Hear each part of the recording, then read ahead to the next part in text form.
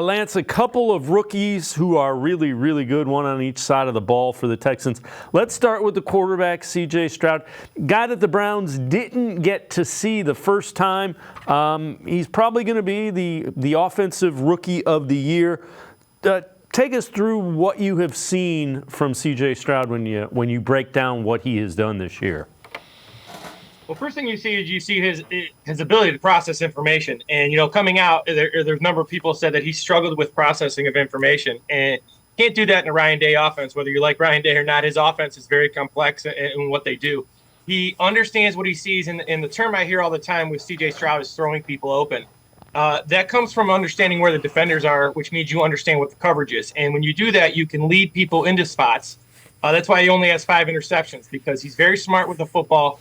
And then you talk the mechanics of it, right? He's got great footwork. He transfers his weight. He's fundamentally really, really sound.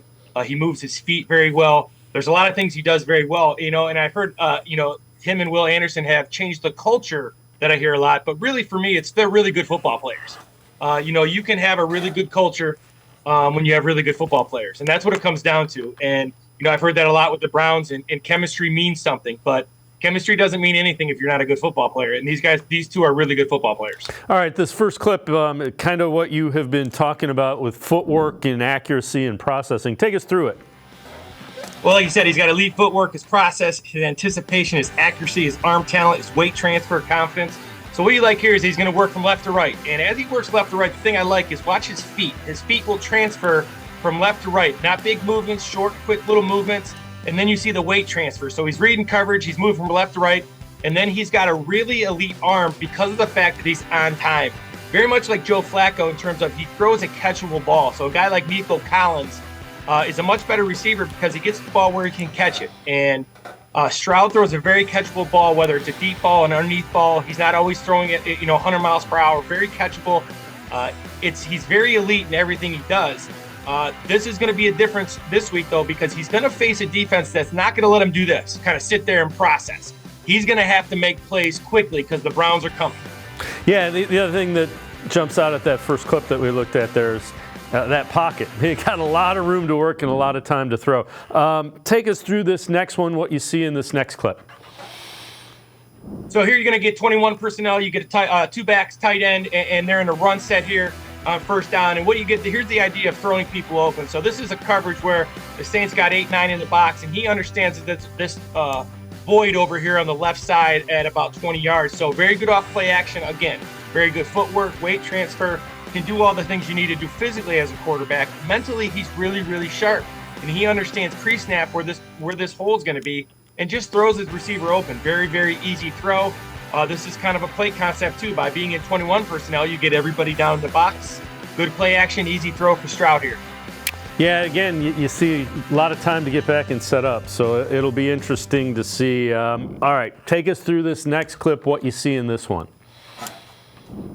So here you get a third down. You get a third down and 10. This is pretty impressive. This is one of his more impressive throws to me because he's staring down the barrel of blitz here. So the Colts are going to bring 7, and he gets rid of the ball. Now, again, the difference between the Browns and what the Colts can do is, first of all, the Browns don't have to bring 7 to get pressure. Secondly, you'll see the corner up top is playing soft. Corners for the Browns are not going to do that. So there's two things that are going to be separate. He's going to have to hold on to the ball a little bit longer because of the Browns' coverage.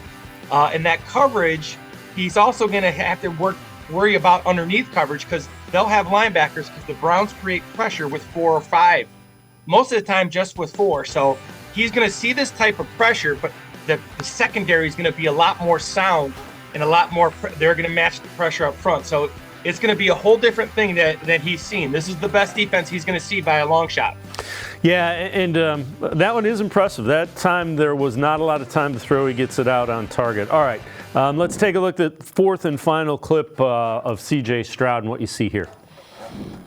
So last year I had to do a breakdown of who I thought the number 1 quarterback was, and it started with, for me, I was pretty much tied. And Stroud because of his size, and then what he did against Georgia, not with his arm because he could always throw it. It's what he did with his feet against Georgia.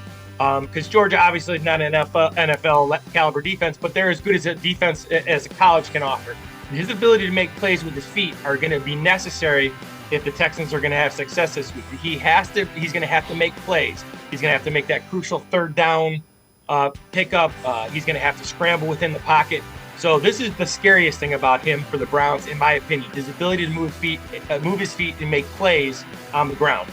Yeah, he recognizes that's man coverage. That's one of the reasons he takes off. So that kind of goes into your processing part as well. So Stroud likely the offensive rookie of the year.